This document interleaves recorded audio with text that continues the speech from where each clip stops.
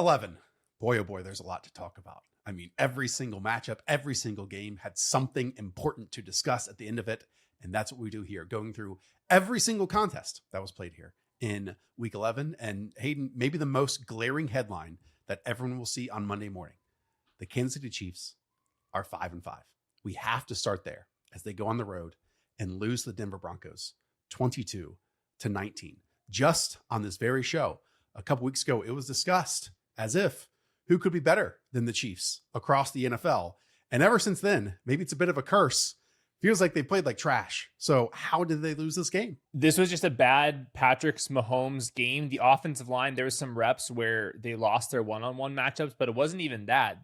They just didn't connect on the downfield shots. There was one, obviously, to Xavier Worthy, went right over his head, which should have been a touchdown. There was a couple others to other players as well. It was a big rotation. Rashee Rice was involved early, but only underneath. Gets 9 targets, only goes for 38 yards. It was actually Travis Kelce who was the one consistently moving the ball for the Chiefs. But even then, it was nothing really explosive down the field. You had Tyquan Thornton. He had 161-yard play. But aside from that, it was just kind of rally and tackle type of plays for the Chiefs. And the Broncos were getting him on some very key blitzes. So there was a 3rd-and-1 sack. There was another 3rd down sack early in the game. The 3rd sack of the game was going into halftime where they're going to attempt a Hail Mary. So it's 3 pretty well-timed sacks for the Broncos, and then an interception, which happened not in the red zone, but it was a 3rd and 14. Mahomes kind of flushed out of the pocket, heads to the sideline, throws the ball towards the sideline for an interception. So these little things, including 10 penalties, made the Chiefs offense really kind of feel stuck. They didn't have much of a ground game. Kareem Hunt obviously scores a goal line touchdown, but aside from that, pretty one-dimensional offense. Mahomes was dropping back. Time to throw was kind of all over the place, and huge credit to the Broncos, who still, even without Pat Surtain, could rush the passer, have a lot of sticky coverage, and obviously a really smart team with Vance Joseph calling it. So this was just a game where they did not have a go-to wide receiver to create any kind of one-on-one matchup winning plays, either intermediate or down the field. And when you have that style offense, things can kind of go sideways for the entire game. So they opened the season, right? Lost the Chargers, then lost the Philadelphia Eagles, 0-2. Then they win 5 of their next 6. We know Rashee Rice comes back. They look better. They look better. These last 2, a 7-point loss at the Buffalo Bills, a 3-point loss at the Denver Broncos. Granted, both of those teams are on the road, but Hayden, what was the change in their playoff picture standing right now? Yeah. I mean, this was a massive swing for them here in week 11.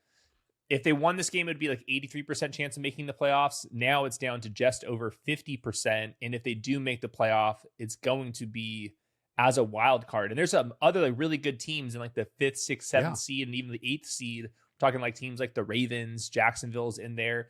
And the tiebreakers keep working against them. Remember, they lost by 3 points to Jacksonville, so that's going to work against them as well. They've already lost to the Chargers by less than a touchdown. And then they lost to the Bills, who are also in the mix. All the teams, and I'll throw the Broncos in there too. The teams that they've lost to are the teams that are going to be in the mix for wild card. So luckily, the schedule the rest of the way is not overly daunting to me. A huge one against the Colts, obviously. Huge. But then the Cowboys are gettable. The Texans are gettable. The Chargers right now with their offensive line, definitely gettable. Then you close out with Titans and Raiders and then Broncos once more. So they can dig themselves out of this hole, but this is certainly a hole. This is not in previous seasons, they'll kind of figure this one out. This team's good enough to really go compete. I thought their defense played fairly well in this one, but there's no more error now. It's you got to go win all the games you have to. You just lost all the games that were kind of coin tosses. Now all of their losses have been by less than a score, but man, this was just one where if you had one more dude on either side of the ball, things would have swung. It felt like in previous seasons, these tight games, either Mahomes makes magic and got to have it, field goal situations at the end, game-winning drive situations at the end, or they have a player on defense like Chris Jones will help you get off the field, or, a defensive back to come up with a PBU or an interception. And again, it's just these last 2 games, but guess what? They might face the Bills in the playoffs. They might face the Broncos in the playoffs, or even to get there.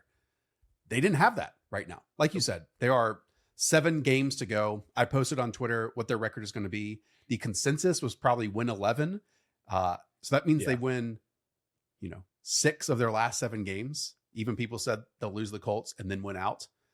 I don't know if I'm there with this Chiefs team. It just does not feel right now. These things change quickly, especially for a team that, goes to back Super Bowls and all this type of stuff. But it felt like they were winning in previous years with kind of worse offenses in ways. And then now they're not winning, despite, I think, having in multiple spots on offense more talented football players. Yep, passes more than 15 yards down the field in this one, 1 of 9, including an interception. So that's the kind of difference where they were trying to throw the ball downfield. And you felt that early. There's 2 shots early in the game, and Romo mentioned that like, hey, this is like part of the game plan. If you see 2 deep passes right away, that's part of the game plan. And they were just not being caught this time, except for the Tyquan Thornton one. 5 of 14 on 3rd and 4th downs in this game. Okay, we talked a lot about the Chiefs. Surely the Broncos had something to do with that. Their pass rush, Rodney Moss on the back half, on top of it, Hufanga on the back half. So talk me through their defense and maybe more importantly, this Broncos offense. And a Bo Nix certainly sounded like a rocky day, but when he had to have it in the end, he threw it up to his guy, Troy Franklin, to come down with a big time catch. Well, defensively, it was actually Jaquan McMillan had 2 sacks, nickel pressures. And that was, I think, just a big Vance Joseph, like good feel for when to bring those and not to bring them. Because he wasn't blitzing the entire game. But those were like well-timed blitzes right there. But offensively, like, got to give a lot of credit. Bo Nix looked pretty damn impressive here. He was throwing the ball pretty evenly to everybody. Our boy Pat Bryant gets open by the sideline for a 48-yard gain, but down the line, it was Troy Franklin, man coverage. So it was a big corner route to Troy Franklin who catches it. He has 84 yards. In this one, Pat Bryant had 82 yards. And then Cortland Sutton, I'm looking at 59 yards for him. So we didn't get like a lot of touchdowns here. Drives ended up stalling out in the red area. That does happen. Was not overly impressed with the Broncos ground game. That was another story that we can get to. But Bo Nix was actually making a lot of plays, and he looked like the better quarterback, obviously, in this game only. But that was kind of the difference, was the downfield intermediate plays. Bo Nix on throws between 11 and 30 yards, kind of the intermediate part of the field, 6 for 6. So I mentioned the Patrick Mahomes downfield stuff. Bo Nix on the intermediate passes, there's more availability to him. So one other thing to watch, we've brought this up before, the Sean Payton offense feels slow, and Romo kept mentioning it today. Get the play call in on time. There was a couple sequences where like Bo Nix was like trying to get the ball up and like would either not be able to get to the second play that was called for him, or they'd have to call a timeout, or here comes a delay of game and stuff. So like just one little thing to kind of figure out where a huge win here. But this wasn't like the most exciting offensive game, just the way it felt, because there's still some like inconsistencies on how Denver played offense. Yeah, when play calls are as long as the Odyssey, they take quite a long time. Yeah, I mean, it's a big point when the kicker in Will Lutz makes 5 for 5, including a long of 54. That is a huge game changer. Okay, just from a fantasy lens, talk me through this backfield. First time J.K. Dobbins missed. J.K. Dobbins now on injury reserve, almost certainly, unless they make the Super Bowl, will not come back. What did this backfield look like? Plug your ears, everybody, but unfortunately not that surprising. RJ Harvey played more than half the snaps here. The problem was he didn't do a whole lot with him. He did catch all 3 of his receptions and nearly broke out for a couple of them for like even bigger plays, only had 20 yards receiving. The rushing, it was just kind of the hit and miss profile where 11 carries for 30 yards. Jaleel McLaughlin, I believe, played less than 10 snaps, but he got carries on 6 of them, including one from 5 yards out. That was the touchdown. Doesn't show up in the box score, but Tyler Bidet, he's been out there for pass protection. So it was a 3-back committee. RJ Harvey was clearly pacing them in snaps and touches here. And it's enough to be an RB3 with plenty of upside. He's going to be able to have some big games. You are playing Spagnuolo and Chris Jones up front here. Right. But this was not the Travion Henderson breakout where you're playing 85% of the snaps. This was definitely a tier below that. It's, I think, pretty clear that Sean Payton, as he always does, is going to be sticking with this committee where RJ Harvey, and I thought you mentioned this in previous shows as well, where he took on 60% of the J.K. Dobbins role. He continues the RJ Harvey role, and then Jaleel McLaughlin takes in the rest of the J.K. Dobbins like early down carries. So they're heading to their bye week. I'll be interested to see if they do have tryouts, bring people in, someone of the 220-pound caliber of a back, if there are those floating around on the open market. If not, we can look at the schedule coming up. They face the Washington Commanders and the Las Vegas Raiders over the next 2 games. So it just might be more of a matchup-based dynamic here for RJ Harvey versus, he is a true handcuff and then goes on to get 80+% of the work. Instead, like you said, he'll probably own about 60% of the work in just terms of snaps, and then the other guys will just rotate, and that can always lead to a Jaleel McLaughlin goal line vulture touchdown. Yep, it's classic Sean Payton. Like, you guys were signing up for this if you're drafting RJ Harvey, and there's going to be some explosiveness with RJ Harvey because he's a freak athlete, and Sean Payton is attracted to those style guys. So this is, I think, going to be the status quo, and he'll probably be a top 24 guys in better matchups. And he's definitely going to have some big games because he can still run really, really fast. Only thing I'll add, and I'm the only one that talks about Pat Bryant from about week 1 through week 11. He is clearly this team's wide receiver 3. Marvin Mims returned to the lineup, is back healthy on this team, and Pat Bryant has simply just supplanted him in that dynamic. Now, is Marvin Mims going to check in for a couple screens and a couple deep shots? Of course, that's what he does. But Sean Payton loves his big boys, and Pat Bryant now with 6 targets, 5 catches for 82. He's had some really important third down catches over the past few weeks, is kind of becoming an important piece of this offense. So I'm not advocating him from a fantasy standpoint, but it's just cool to see this development. Yeah, he was surrounded by trainers at the very end there. I thought it looked like maybe a head injury, but I don't know. Don't want to speculate with that one. But yeah, he was definitely ahead of Marvin Mims. Also wanted to shout out just special teams here. Marvin Mims had a big special teams play, and then you mentioned all the field goals in this one. It was just like a clean game for the Broncos on special teams there. Okay, closing thought here. You have been the Chiefs guy, which has been, a positive thing, a winning dynamic for years at this point. But going into this year, bleeding into this year, if I was to ask you here on Sunday, November 16th, at nearly the conclusion of week 11, how deep do you think the Kansas City Chiefs make it through the season? Well, the hard part is there's not a team that I feel like definitively that are way better than in the playoffs, but they're going to have to do it on the road the entire time now, like even if they squeak into the playoffs here. So yeah, I mean, I still think like heads up, like I think I'd pick the Colts ahead of the Chiefs if they faced up, maybe the Patriots versus the Chiefs. But I mean, a lot of the other teams here, I still wouldn't feel too confident once we get into the playoffs. But like I said, there's no more wiggle room now. Like no more excuses. Like their playoffs started kind of today, but they definitely start next week and beyond. Because I think if you lose 2 of the games, you're going to be looking outside in there unless you get a lot of help. Yeah. As you mentioned, it's down to 57%. If they lose to the Colts next week, that is down to about 40 to 41% on top of it. And just to note, Josh Simmons, coming off of his absence from the team, did play every single snap on offense. And I believe Kingsley Sumatia did leave for a period of time here. He did. And then we had a classic Jawan Taylor penalty in this one. You always have to have one of those. Let's go to the NFC West, where it was a showdown between the Los Angeles Rams and the Seattle Seahawks, and ends 21-19. The home team Rams take it. But the Seahawks did have a 61-yard field goal to potentially win it in the dying seconds. It was well missed, but there are many, many, many stats that suggest that the Seahawks should not have been within 2 points away and 61 yards away from winning this thing at the end. I mean, the Rams had 4 red zone drives in this game, 3 equal touchdowns. One, and it's every single week, was to Devontae Adams, which was a called run call, which, again, Matthew Stafford alerted to a pass, and then he scores a touchdown. In fact, on 8 targets in this game, that was the only catch that Devontae Adams had all day long.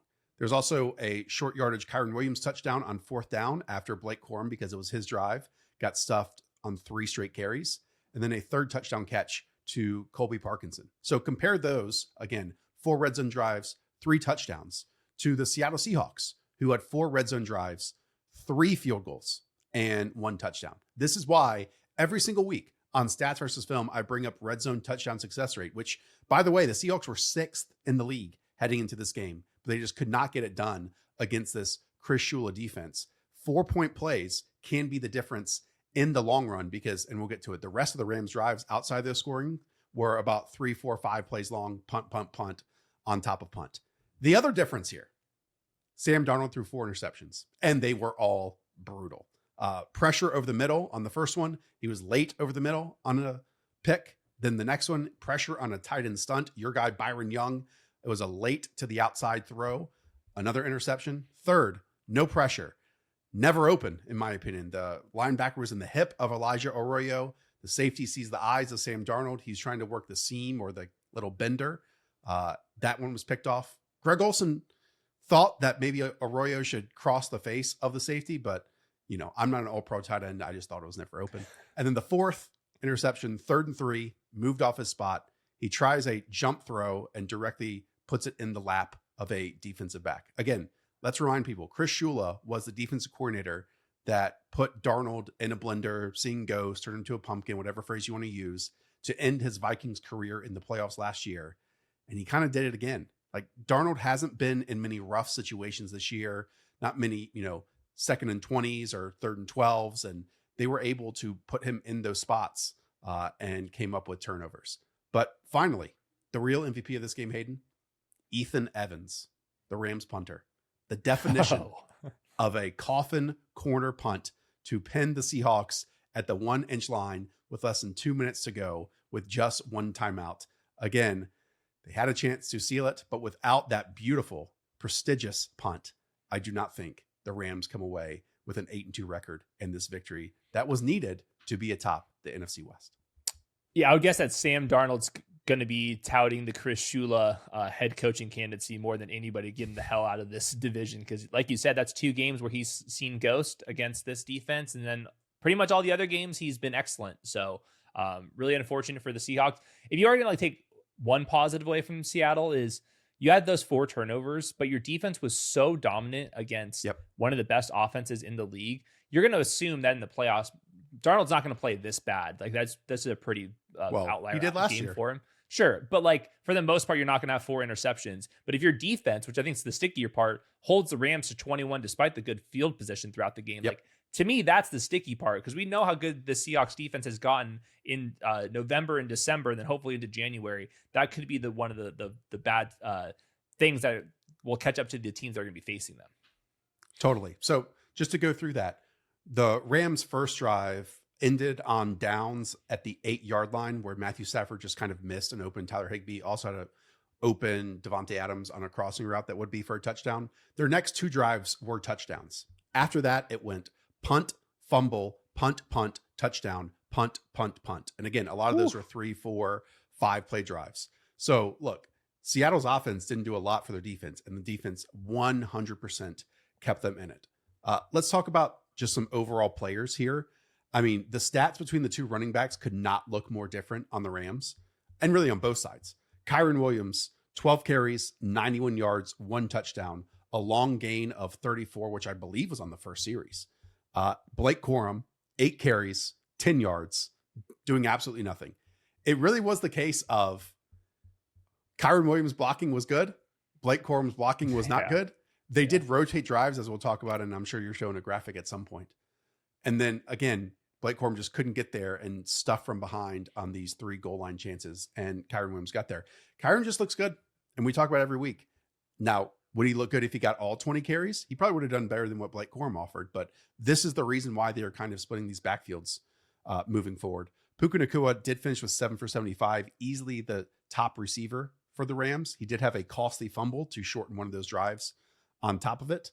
And then, the Devontae stuff, even at the end, 3rd and 10, the Rams could have run it to take away that final timeout with less than 2 minutes to go for Seattle. But instead, Stafford throws it. It's behind him. He tries a spinning catch, and they just kind of weren't on the same page with that.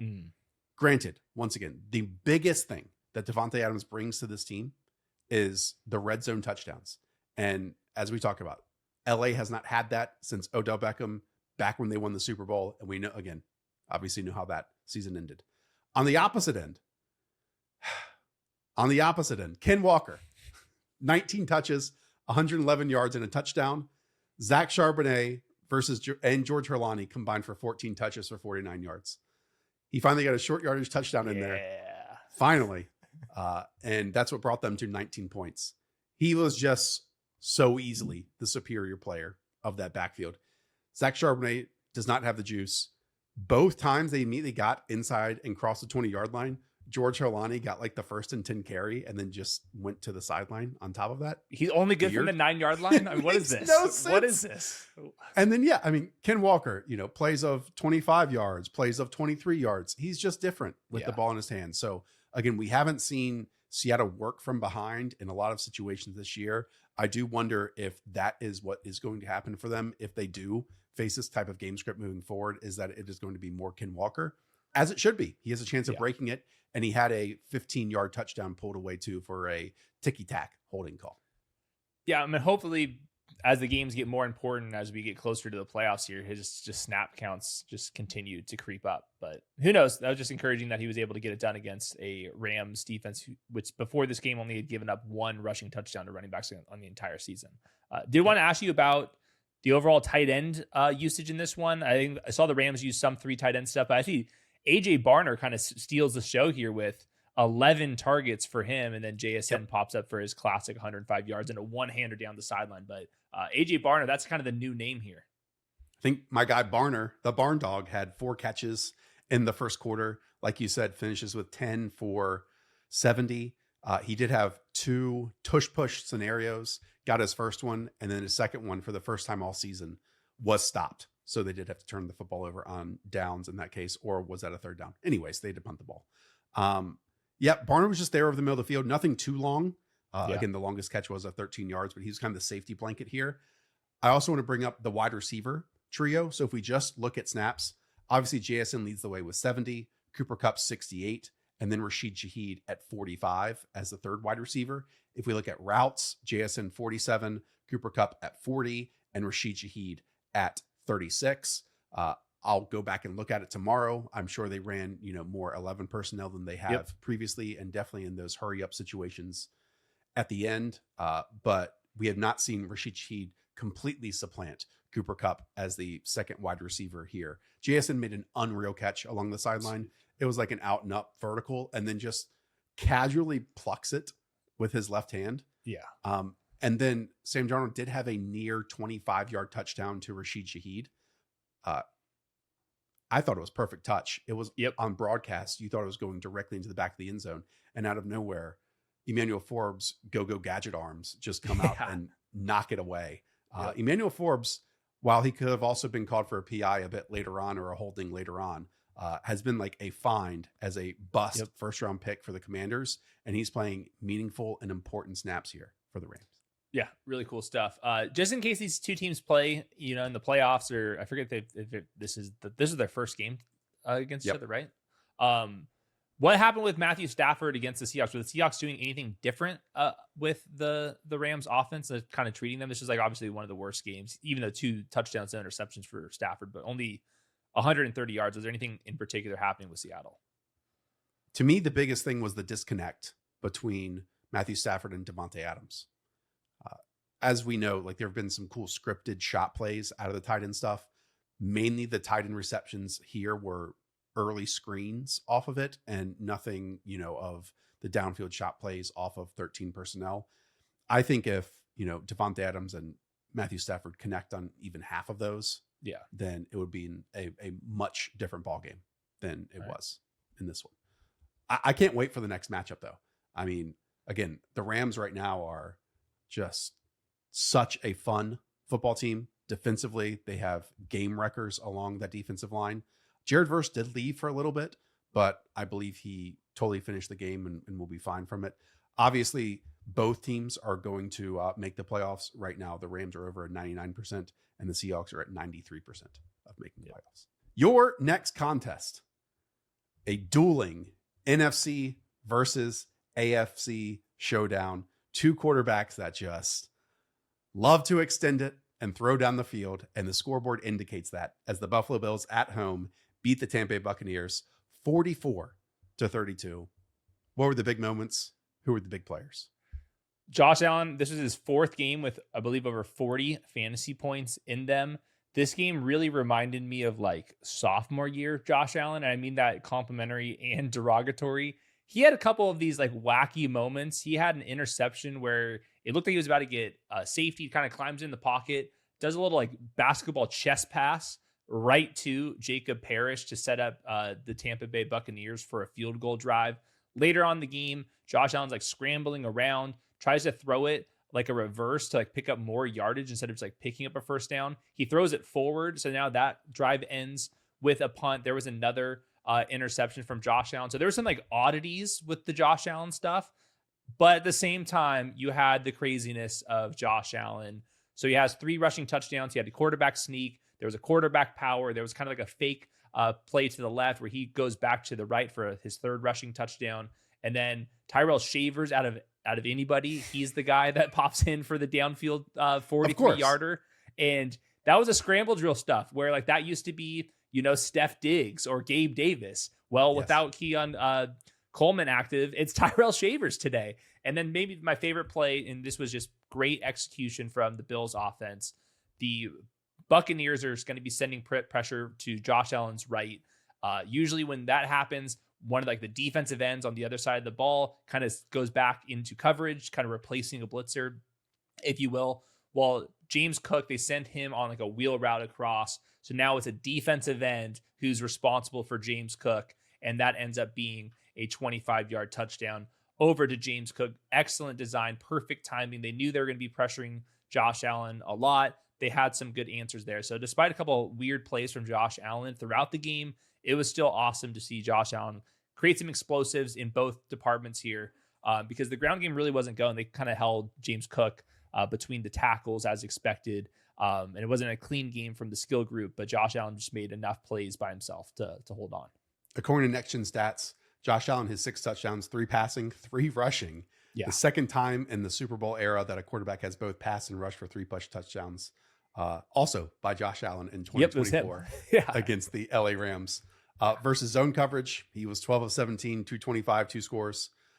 Over 10 air yards, 7 of 12, 168, and 2 scores on top of it. The passing chart doesn't look totally dynamic, but I can't wait to go back and watch this one because we know Todd Bowles dials up some interesting things. And so while we have seen, at least to me, the quick, short passing stuff has been fine. You have to get a, tackle broken in order to have a big play. Where the Josh Allen magic happens, or I should say the Buffalo Bills magic happens, is when he is able to be superhuman and kind of extends these things. And on these, not even reads, but just feel for spacing and vision and time slowing down. Like the Shavers one is a perfect example of that happening. And then just a couple other notes. Ty Johnson, he scores a 52-yard touchdown because they throw a screen out to the flats and he's off to the racing. That required like actual like wide receivers getting out in front, like not offensive linemen. So that was a cool play for Ty Johnson. Gabe Davis picks up a 4th and 4 conversion where, Josh Allen throws at 1,000,000 miles per hour and Gabe Davis hangs on there. Keon Coleman suspended for the game because he was late to practice on Friday. I believe that's the second time he's missed some practices. So he took like partial responsibility for that. Was it either a primetime game or something that he missed an entire first quarter? Yeah. And maybe this is like a second offense, but just in case people missed that news, Keon Coleman was healthy scratch for this one. Yep. And instead Mecole Hardman and Gabe Davis were up. It was still like this big old rotation. Curtis Samuel had a cool play on the sidelines. Josh Palmer had like one conversion. And then of course, final note for Buffalo, and we can get to Tampa. Mecole Hardman is back out there returning a punt, and of course fumbles the ball as a little sleeper agent for the Chiefs. So this game had a lot. 44 points. Josh Allen had these huge moments. There was a lot of weird things going on here. There was like no one player aside from Josh Allen. Beside that, it was like one player made one play for the entire game. Well, let me ask about it because looking over in the Bucs box score, it was a bit more straightforward, and namely with number 44 in everyone's playbook. That is Sean Tucker, 19 carries, 106 yards, 2 scores, 2 catches, 34 yards, and a touchdown. Hayden, we can talk about the individual, but just overall with the Bills, since they won this game, they're 7-3. Is their rushing defense a potential fatal flaw for the rest of their season?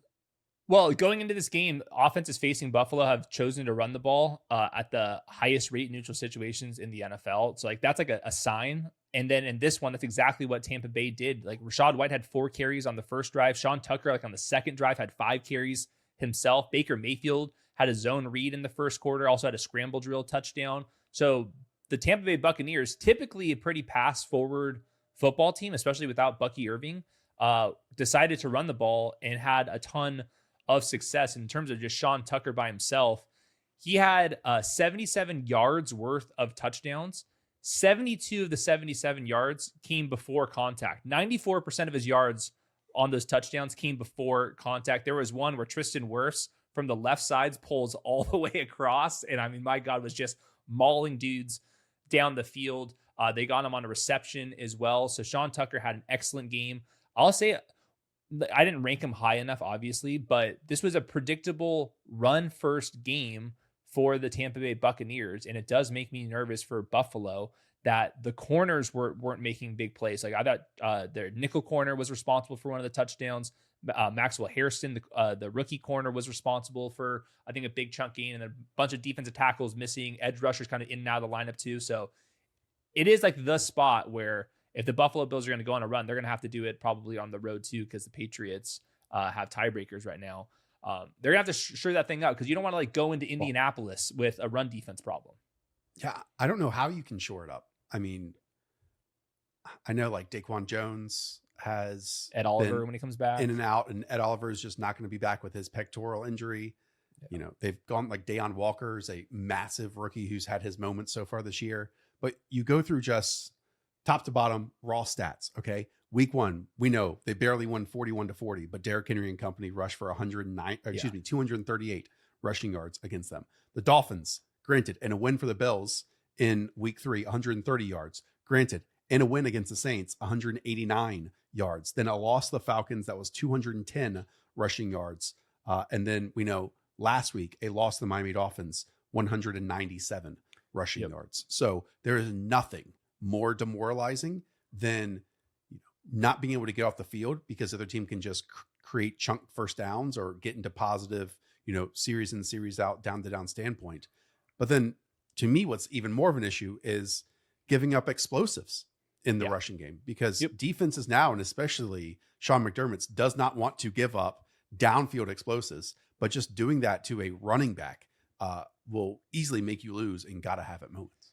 I will spin zone this, that the Bills pass defense is like really starting to kind of emerge. So remember against Patrick Mahomes, they did like a lot of funky things on the back end with their zone defense. And then Maxwell Hairston coming out there as a pass defender, I think is going to make some plays. Christian Benford was awesome here. They played with a lot of physicality. I thought Emeka was kind of always in the hip pocket of a corner. So he had 9 targets, but only gets 40 yards in them, scoreless. Sterling Shepard had a couple like zone looks, but you want Sterling Shepard to be the leading receiver if you're the Buffalo Bills there. So they did a good job against Emeka. And I do wonder if they're like teams are deciding to run the ball on them, because they actually do have some really nice cornerback depth. And then Sean McDermott can really kind of press the right buttons at the right time. But just in general, like never a good sign when a safety, Jordan Poyer, is your leading tackler with 15 tackles and none of them are TFLs. Like that means something is just wrong up front, and then he's out there kind of cleaning things up. But a lot of times that's like cleaning things up near the first down marker. And granted, it hasn't been in every game. They lost the Patriots, but held them to 71 rushing yards, right? They beat the Panthers, and the Panthers could barely run them, it felt like. And then they beat the Chiefs, who could only put 79 rushing yards. So it's kind of hot and cold here. But when it's bad, it can lead to a bunch of explosives. Did you talk about Baker's Day at all? Like, we've gotten these roller coaster moments from him.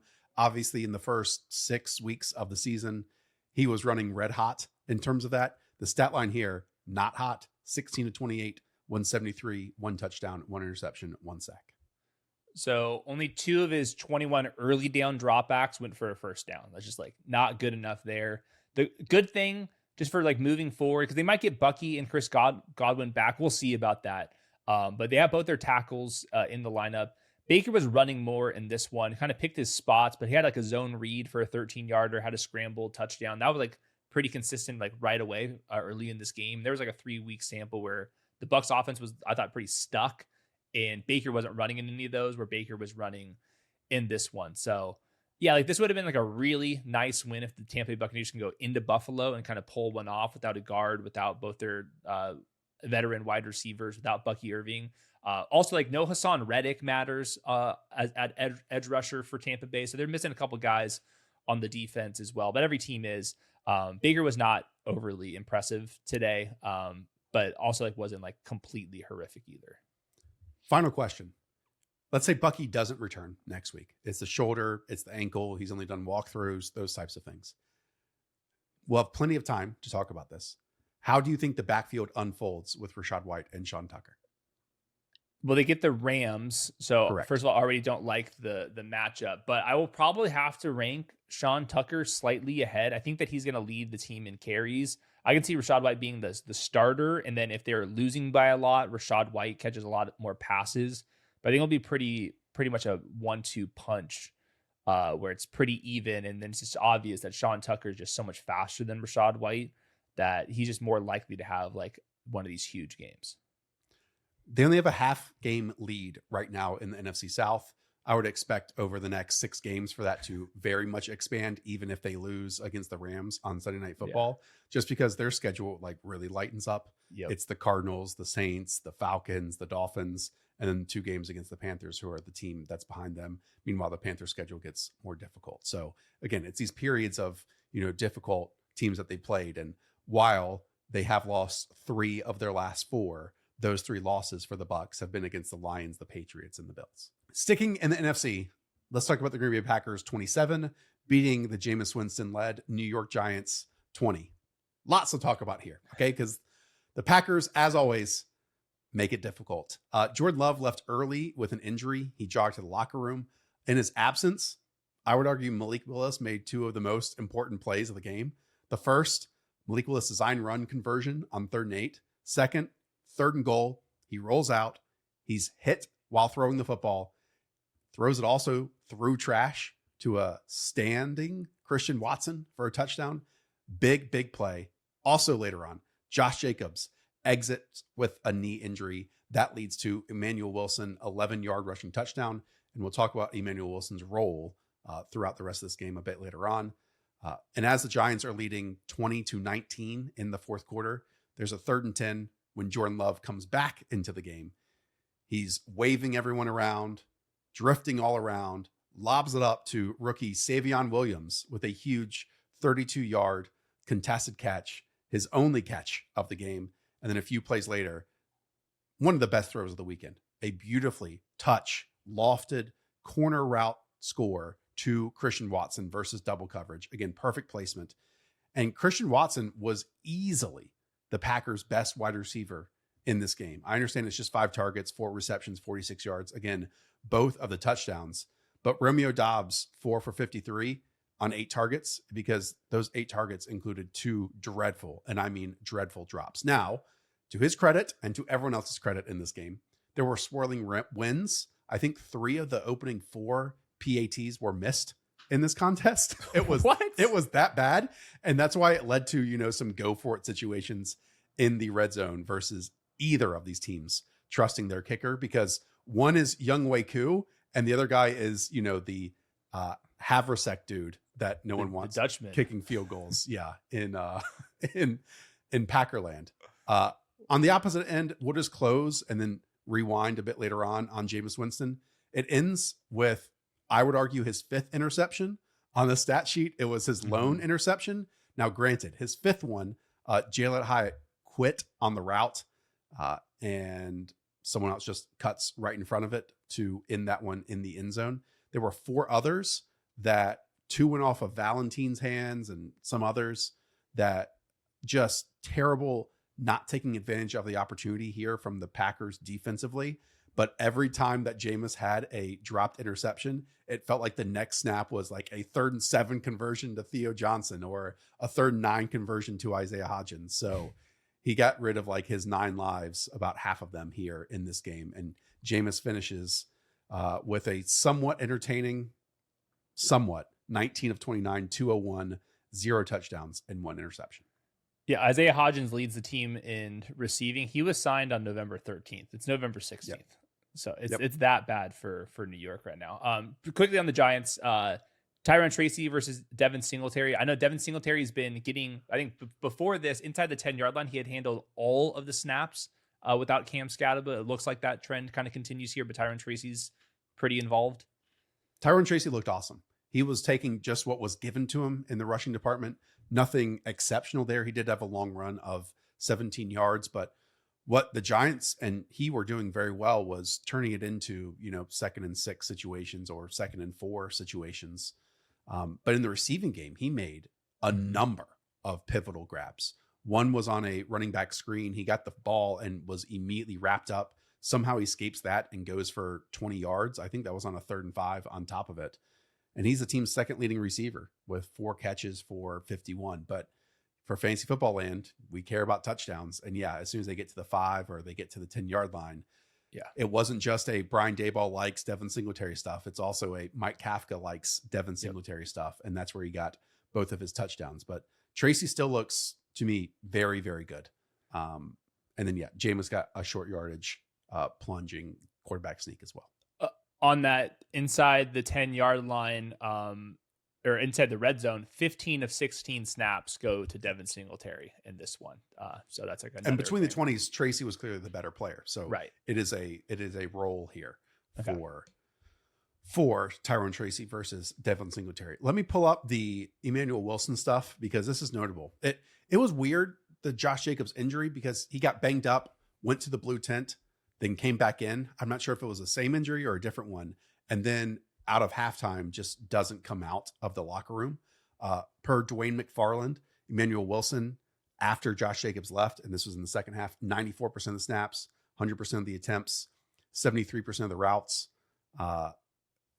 If Josh Jacobs misses, this is one of the premier handcuffs because they don't really have anyone else. Like everyone knows the 2nd or 3rd round pick they picked on Marshawn Lloyd, who basically he's nearing a return per reports. How much do you buy that? A single down in the NFL. And then the Brooks guy is like a fullback running back hybrid. So I don't think Emmanuel Wilson is anything special, but he will get the volume in an offense that loves to have quote unquote balance between the runs and the passes. Yeah, I don't think that is not a season-ending injury is the reassuring tweet that some people are making that out to me. I was like, I was hoping that it wasn't anything anywhere near that. So we'll see it on Jacobs. And Jordan Love's stats do not look good. Again, 13 of 24, 174 and 2 touchdowns. Again, because of how downfield he throws the football, any drops in that scenario just are going to destroy his stats. And then he had a DPI, I think, to Matthew Golden that ended up at the 1-yard line on top of it. So I would not call this a bad Jordan Love game in the least. It was a positive one. I will say I am slightly nervous about this Packers defense in comparison to the opening 2 games of the season when they looked indestructible. They looked so fast.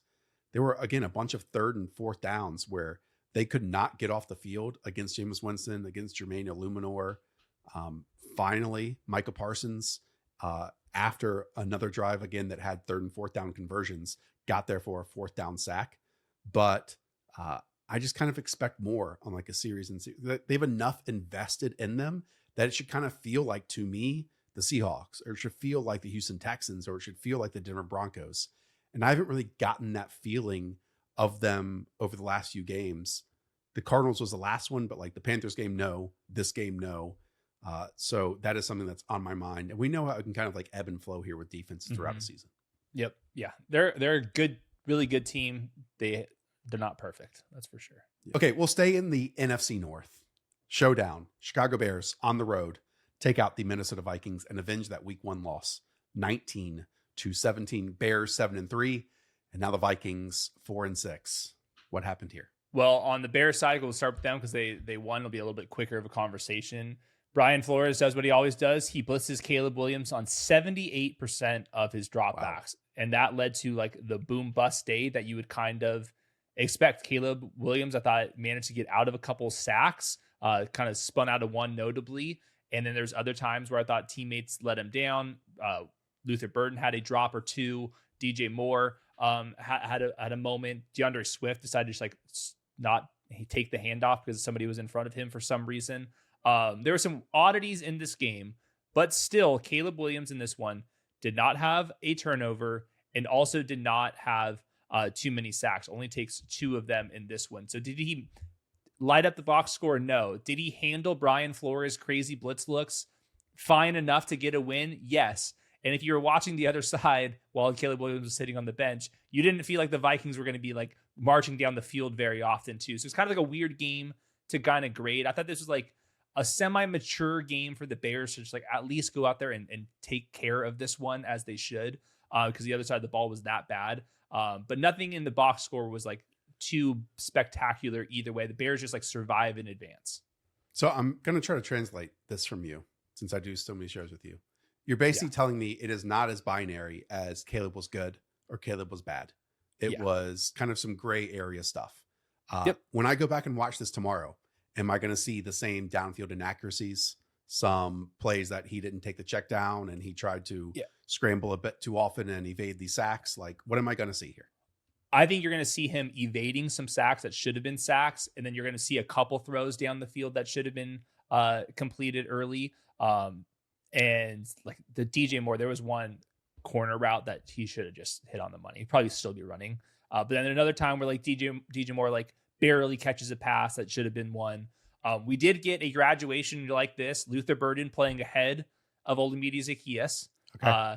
Unfortunately, he was the isolated receiver in a 3x1 set on a little curl, and the ball just kind of clinks on his pads. They didn't give me another angle on the broadcast. I couldn't tell if it was a deflection or a drop. Then on a dig route, he actually had a drop. But at the same time, they gave Luther Burden a screen where he showed off some acceleration. Rome Odunze had a really nice, like 23-yard in cut after this really weird DeAndre Swift fumble thing where Rome Odunze was able to cover it. So it was not a clean game from the Bears offense. Like this was like definitely below where they've been for most of the season. But at the same time, you're going into Minnesota, and they are now they're 7-3. Like that was their record's a little bit better than I think at least I was expecting it to be after just watching them and not checking out standings every single week. Yeah, it's interesting. Like 16 completions. Obviously, it's way more dropbacks than that. It's 34 dropbacks compared to 39 runs. Talk to me about the Swift Monangai, because Swift outgains him, 90-23. But the Monangai is the one that gets the short yardage touchdown. It seems like. It was the same rotation that we're used to. I thought DeAndre Swift had some bad moments, but also like outside zone cutbacks for a couple of nice gains. That was nice to see. In terms of touches, it was in snaps, it was the same kind of like 2/3 to 1/3 split. Kyle Monangai's touchdown was inside the 10-yard line. Nothing like too spectacular from either one of these guys, but didn't remember them like being like too big in the pass game. Yeah, only one catch from them, which is just kind of the MO from the Minnesota Vikings, is bring a lot of pressure at the line of scrimmage pre-snap, kind of keep the running backs contained, and then let everyone else beat you. Colson Loveland had like one moment yards after the catch wise over the middle, but it was ye old Cole Kmet leading the charge with 5 receptions for 45. We keep saying for the Minnesota Vikings, the rest of their season should be about determining if JJ McCarthy is the dude for 2026 and beyond. Again, they're 4-6 right now. If you had to take this game and then also think about the future, where would you put this game on the direction that would go?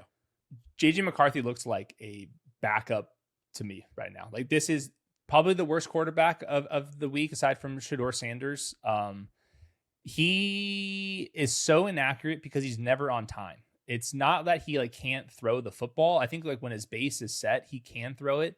The problem is he's like totally juiced up and he throws everything on a line drive. So whenever there's like wheel routes, for example, there's a couple of them in this game, one to Aaron Jones, one to TJ Hawkinson, where there's space if you kind of layer a pass and like not throw the ball as hard as you can.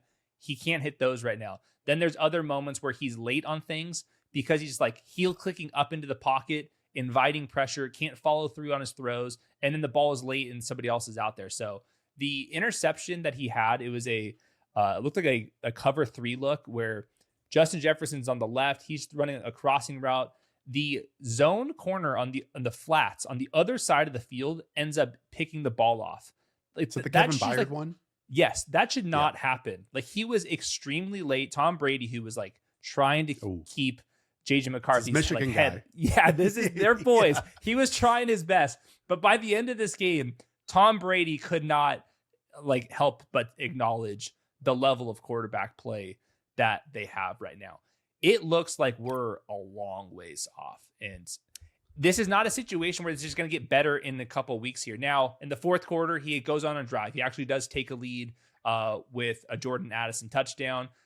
Jordan Mason had a drive where he took on two big plays in a row for a touchdown where Justin Jefferson was blocking his ass off up there.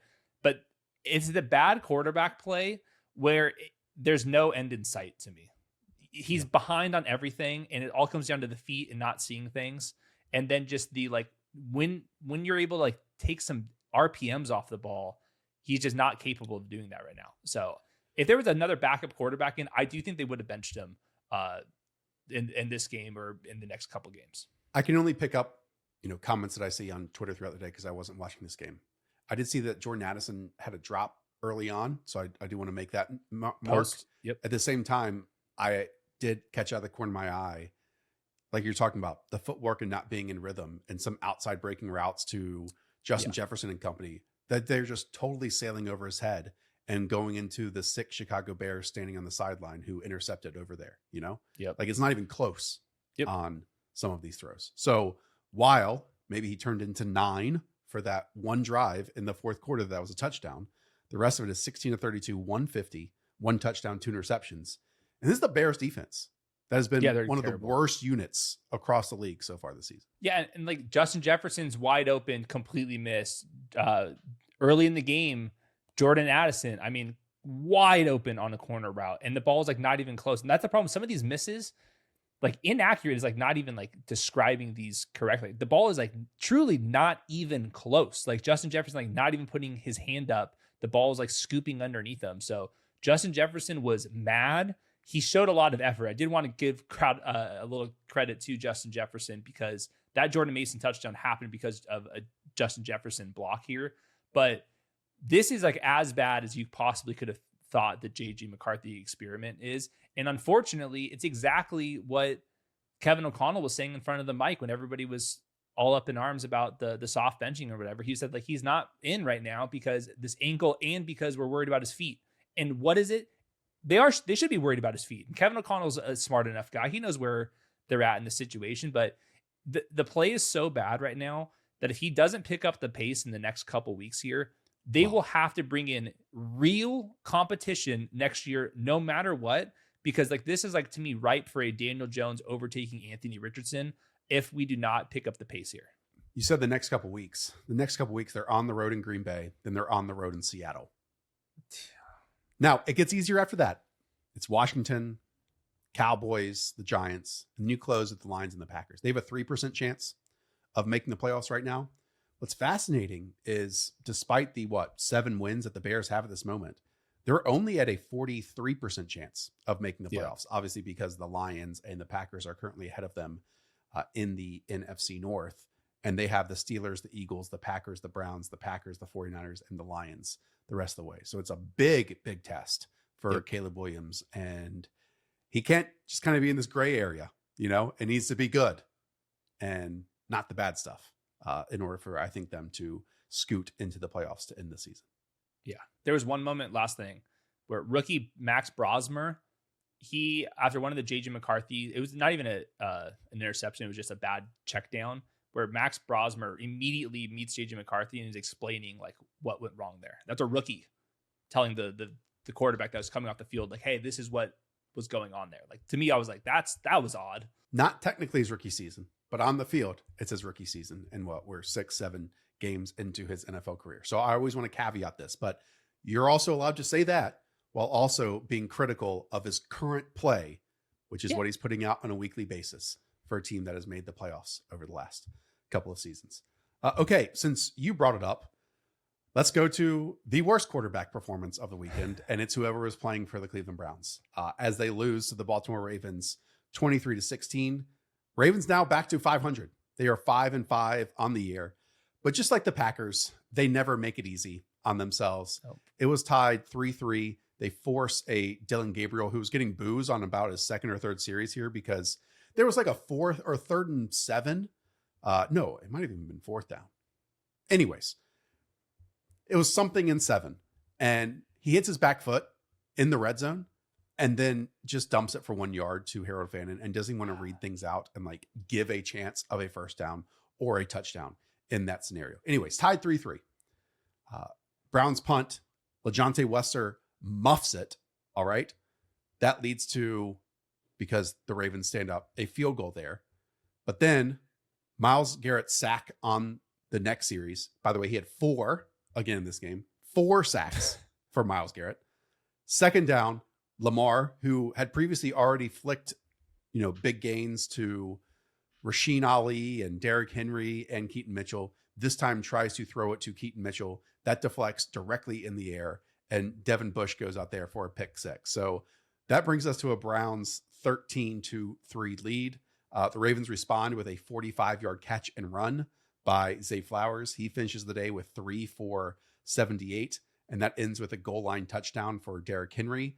On the day, Derrick Henry, 18 carries, 103 yards, and most notably a 59-yarder that really set and pulled the game apart there at the end. I mean, on the day, Lamar's stat line, 14 of 25, 193, 2 interceptions, 5 sacks taken.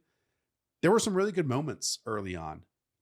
But this team, for as big as they are, we talk about Patrick Ricard, the offensive line, Derrick Henry, and the movement of the quarterback. You would think inside the 10-yard line, they'd be one of the best in the NFL. Too often, they just can't get it done in the short field. And it blows my mind how that is the case. And that almost came back to bite them here. But really the play of the day, Mark Andrews lining up for a tush push. The rage across the world are these tush pushes with tight ends. And instead he takes the snap and then wheels out and runs it in for a score from 35 He was moving. yards. He was fast. He ran away from, I believe, Carson Schwestinger to get into the end zone. So that's such a cool wrinkle from Todd Monken, who I believe his brother is the coach at Army, if I'm not mistaken, Jeff Monken. And so maybe he pulled it from that playbook. Oh, yeah. But such a sweet wrinkle to a play that everyone's expecting. And we've even seen, defenders line and lay on the ground ahead. And now you roll out here for a big gain. That's good. We can quickly talk about the Browns here, Hayden. Like Dylan Gabriel exits with a concussion. And as we get to it, Shedeur Sanders ends his day 4 of 16, 47 yards, 1 interception. The whole world, in terms of Cleveland Browns fans, were calling for him. Every single second and long, third and medium, third and long situation, a different Baltimore Ravens was blitzing, if not 2, if not 3. And his instinct was to retreat in the pocket and try to find space that he could throw from.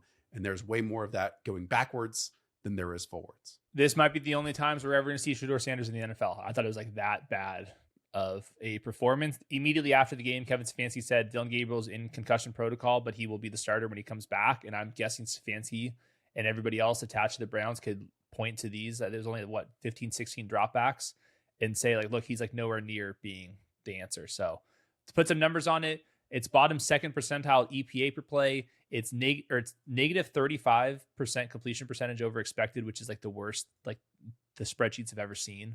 It just looked terrible. And the MO's out. You're going to blitz him like crazy. He doesn't know what he's seeing. And really not that surprising versus what Stefanski's been saying or not saying. And then also why he fell in the draft and how limited that Colorado offense was in terms of how many plays and the types of defense that they would see. But yeah, just did not look ready to go here. But he might have to start next week if Dylan Gabriel can't get out there, and it's not going to look pretty. Now, next week is against the Las Vegas Raiders, which is an easier matchup than the Baltimore Ravens with Calvin Noy and Kyle Hamilton and all these guys blitzing. And I do want to point out that Zach Jackson, who does a great job, I think, of covering the Cleveland Browns, and other people have noted this as well, that Shedeur Sanders has not gotten a single starting snap this entire time he's been a Cleveland Brown, and that dates back to training camp. So maybe we'll get a few more starting snaps. But again, if we can isolate him as a player, it was really brutal.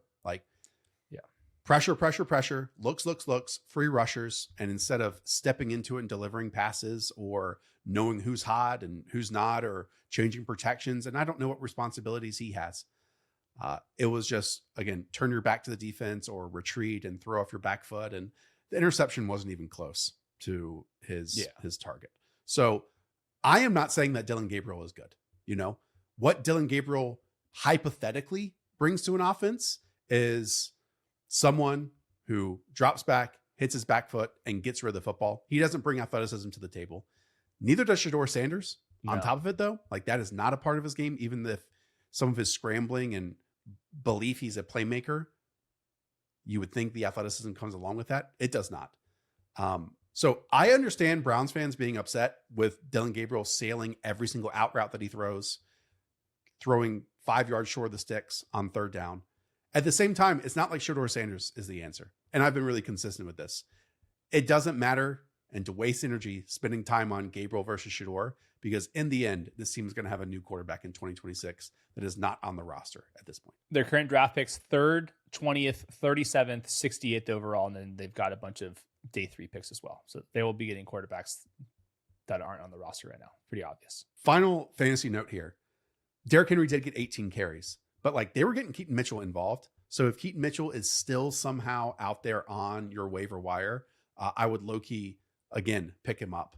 I know you and Jacob talked about that last week, but he does bring juice. And as you put it, runs many of the same types of concepts as Derrick Henry. It's get him to the edge and get him out there striding out. And he can create some big plays, even if he didn't today. But in the receiving game, he's a part of it too. And Derrick Henry, shockingly, 2 catches for 19 yards. And we don't get that enough, I feel like. Love to see it. The Carolina Panthers go into Atlanta, become 6-5, beating the Falcons 30-27. A Falcons defense that on average was allowing 162 passing yards against them. Bryce Young, after barely throwing for 100 yards over the last few weeks, pops up for 448 passing yards and 3 scores. We have the man, Brentley Wiseman, to break it all down here. Brentley, just as he was written off, he's not writing back. Tell me about Bryce's day here. Yeah, guys, a ton of good offensive performances in this game. Obviously, a lot of points scored, but to me, Bryce Young's performance, like all the ball I watched today, no one impressed me more than Bryce Young. I mean, what we saw today is what we thought we were going to get of him coming out of Bama. The ability to throw with anticipation, accurate at all 3 levels of the field, but more importantly, the toughness. I mean, this guy was hurt like twice in this game. One time in the first quarter, got demolished, hurt his ankle, went to the locker room, didn't miss a single snap, came back, led a scoring drive. Then late in the fourth quarter, I think it was on a 4th and 1, he got stepped on by his right guard, looked like in ton of pain, still came back, led the team to a victory. Like his ability to throw accurately down the field and be that point guard, which we thought we were going to get when he came out, was fantastic. It was awesome to see. His playmakers were great. I'm sure we'll get into it, but the weapons were amazing today. This is the Bryce Young that this is what the ceiling could look like. This is the ceiling for Bryce Young, and it was really awesome to see against a defense that, to your point, Josh, was phenomenal against the pass all year. Like, this is kind of shocking, but really good for Bryce Young. No, Hayden, cut me off. You go first. I haven't watched a single one of this. I'm just trying to wrap my head around how we can contextualize the highs and lows of these Bryce games. So it's good to see that the downfield, he was more aggressive. It looks like he completed his 4 longest throws were all completed. I saw the big one to Xavier Legette. So that was awesome to see. So pulling the trigger, Bryce Young down the field, like that's what we needed to see. And it looks like in the box score, that's what happened here. There's a lot to talk about here. First of all right. On that first Bryce injury, to me, Brentley, it's part of the reason why this team has struggled to throw down the field, because he set the protection perfectly. He saw the blitz ahead of time. And then a blitzing safety comes off and Rico Dowdle picks up no one. And then the right guard in Chandler Zavala, who's the backup to the backup to the backup, doesn't peel off his double team. And Bryce just gets hit cleanly on third down and goes down with that.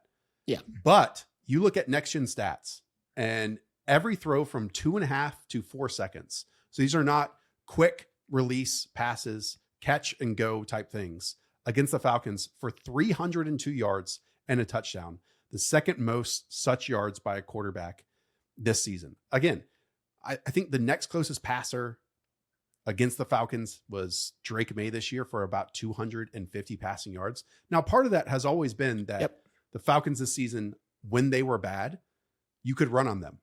The Panthers all season long had leaned on the run. They couldn't move a soul today, Brentley, at all. And so not at all. You know, the fan base, the national media at large last week was saying, well, if you put everything on Bryce Young's shoulders, he's not going to be able to perform. In this one, he had to do it all. And it was third downs. It was fourth downs. It was in the face of pressure. It was cutting plays off the move and shortening them and throwing through traffic. It was as you saw with Teddy McMillan, a bunch of yards outside the numbers, but also equally inside the numbers. And so I just hope that this allows them, because as we talked about in the second half of last season, he was statistically one of the best downfield passers, 20-plus yard passers in the league. And in this game, those were pivotal. And that throw to Xavier Legette was absolutely perfect down the field. Yeah, and I just want to reiterate, like, a lot of his yards were not run after the catch yards. Outside of Tommy Tremble in overtime, all these yards were down the field, accurate strikes to Ted McMillan, to Xavier Legette. The throw to Jalen Coker on third down unreal. Like, that was a dot. I mean, he was phenomenal today, pinpoint accurate. But again, the toughness. Like, I was just floored with Bryce Young's performance today. What about Teddy McMillan? 8 for 130 and 2. He's back in the rookie of the year odds. I've thought his tape the entire year. You can obviously add a couple of drops and catch point issues, but for the most part, inside outside versatility, underneath yak ability, can catch point it down the field, dunk on you. Reminds me of Drake London in a lot of ways. What happened to get these crazy numbers here? He was just sort of separating, just completely routing corners up, routing linebackers up. They had a linebacker on him in the end zone. Total mismatch. He's phenomenal. I think the Drake London comp to me is really accurate, and we'll talk about London in a little bit, but these bigger receivers don't get enough credit for their ability to run routes. Ted McMillan is a route runner who can create separation with really good quickness in and out of his cuts, strong hands, high points the ball, and they were just feeding him, and he delivered on really gotta have it downs. He was clutch. Like, it was a really good performance from Ted McMillan. And Hayden, you and I coming into the draft always outlined that the underrated aspect of Teddy McMillan, that he took a huge jump from his second year to his third year in college, was the yards after the catch. Yep. And that 39-yarder, about 20 of it was a middle of the field dig or in breaker that he catches fully extended and then kind of turns the corner and then runs away from people. And then I felt for maybe the most all season long from Dave Canales was utilizing him in the slot. Yep. And the final touchdown was a big one where they kind of motion him in. It's not full speed motion or anything. It's kind of like, that light jog pace, and then they snap it. And he was one-on-one against Logan Wilson, just in zone coverage. And they got multiple times just some easy releases, because he had some catches in AJ Terrell. Then there were other times in like slant routes and option routes and choice routes that AJ Terrell just locked him up to, which, there's nothing wrong with that. Yeah. But not just placing him at X receiver and saying, okay, you got to beat the number one corner over and over again, and utilizing him in the slot is something that this team should do more and more in the second half of the season. And they did it in this one to huge success. That's a season high 14 reps inside the slot for Teddy McMillan today. So yeah, good to see. Yep. Okay. Brentley, on the opposite end, they were flying on offense. Yes. I mean, the first two catches for Drake London on the first quarter went for 71 yards. Yeah. I wouldn't be surprised if we look at it in PFF tomorrow and Bijan Robinson has like 20 forced missed tackles, his cuts. No, it was unreal. No joke. Yeah. Like, no joke. Just diving linebackers and safeties everywhere. Those two guys were on a heater, but then somehow, some way, and some of it is the quarterback injury we can get into. Yeah. The Panthers defense keeps them to just 6 points in the second half. Yeah, guys. In the first half, the first quarter, I thought this was going to be a complete blowout. Like, no one could touch Bijan Robinson. It was ridiculous. Like, it was truly highlight level stuff all throughout the first half. He was phenomenal, making guys miss, just running through tackles, was just the player we all know he was. And then, Drake London, I think you could truly justify throwing him the ball every single play. Every single play, just throw him the ball. Like, it's why not at this point? He's so good attacking the ball in these contested situations, making defenders miss. They are both outstanding. But the Panthers defense turned it on in the second half. They could not move the ball in the second half. And obviously, Penix went down. But that was late in the third, and even before that, they were struggling moving the ball. So props to Panthers defense for figuring out a way, because it looked like it was going to be an ugly day, but they found a way to stop him. It looks like Penix is going to be out for a little bit. It's the same knee injury as earlier this season. He's got crazy knee injuries going back all the way to even before Washington at Indiana. Let's assume it's Kirk Cousins for like the next couple weeks here. We only got 14 dropbacks here. Could you give me a grade on Kirk Cousins? C-, he just looks so stiff, even in his dropbacks. He doesn't get good depth. Like, he's always under pressure, throwing really kind of underneath the sticks, not pushing the ball down the field. Definitely don't feel great about him if you have to, if he's rolling out as a starter next week, and certainly looks like that's going to be the case. Yeah. Kyle Pitts had a big drop for him. just some of his passes seem a bit Yeah. too late or lacking some juice, that Yeah. those targets were more contested than like the Michael Penix ones. I mean, if Penix had finished this game, this would arguably been his best performance of the season. Now, granted, a lot of the targets he was throwing to were wide open, and I mean wide open down the field. This is something to keep in mind because look, the Panthers are 6-5. I highly doubt they make the playoffs, even if, you know, their odds are doing it at around 23% right now. They face the 49ers on Monday Night Football. Panthers backup linebacker Shereless is in, and then Roseboom has now been calling plays. And then, Trevin Wallace, once he started calling plays for the defense, they just worked better. Now he's injured. And so Kyle Shanahan's just going to put a microscope on those two linebackers and, torch them over and over again. Anything else you want to say? Like Darnell Mooney had some opportunities here, but just finished for 3 for 34 on 7 targets. But the Bijan stuff, he got 2 goal line touchdowns in this game, and we've been craving those because he only had 4 touchdowns all season long. And then also Tyler Algier got his, and I believe those were the 3 touchdowns in the first half. Yeah, Algier stole one from him. I think it was in the first half, at the very end of the first half, and then Bijan, I mean, his 2 goal line carries, you just see him, put his shoulders down and run the Panthers defenders over. I thought the offensive game plan for the Falcons was excellent in the first half. Just getting Bijan out in space and letting him cook. I just, obviously all kind of went off the rails with after Penix's injury. And then one thing to note, Drake London also did not finish the game. That looks like he's going to be hurt as well with a knee. He did not play in overtime. That's going to be an MRI, and it doesn't sound like it. Hopefully it's not completely serious, but you never know with the MRIs. Hey, and the last thing I wanted to bring up here, Falcons are 3-7. You got some plays from Jalen Walker. You've got some plays from James Pierce, but the Rams win. They're potentially the best team in the NFL, and they get the Falcons, what is right now number 8 overall selection. And so, Brentley, I don't know about you, but when I watch these games, I can see, Jalen Walker and James Pierce making plays, but is it worth the number 8 overall pick stuff? Like, to me, the Raheem Morris and Terry Fontenot dynamic, this could really falter as we go along, despite having superstars in Bijan Robinson and a superstar in Drake London. And I'm not sure where they go after these massive investments at quarterback and edge rusher over the last 2 years, and then also potentially losing up on a top 10 pick this offseason. Yeah, I think Terry Fontenot should be, talk about a hot seat. Like his seat should be boiling. Like I think he should be fired, honestly. And I think Raheem Morris probably deserves one more year. I feel like the front office decisions don't really, shouldn't affect Raheem Morris's job. I think he should have at least one more year. But the recklessness to trade away the first round pick when your team wasn't supposed to be a Super Bowl contending team this year, and to do that for an edge rusher, and I like James Pierce, but he would not be the number 8 overall pick in this year's draft. I just think it was malpractice, and it's just not a good use of resources. So I think Terry Fontenot should definitely be shown the door. They don't even have their 5th round pick either, too. Like I'm looking at, they have 5 picks in next year's draft. Like, and the first one's at 42 right now. And if you lose Michael Penix here, and let's say Drake London misses a game or two, like you can pencil in a couple losses for the next couple weeks. So it's 8th overall now. I mean, it could be 5th overall. Who knows where this one's going to end up? Crazy thing is, I actually think Jeff Ulbrich is doing a really good job, and it's tough to know because they just have 3 wins and all these losses. Like he is doing, I think, some really creative things defensively, and they were this close to coming up with some big plays on top of it. Let's go to the San Francisco 49ers in an NFC West showdown, beating the Arizona Cardinals 41-22.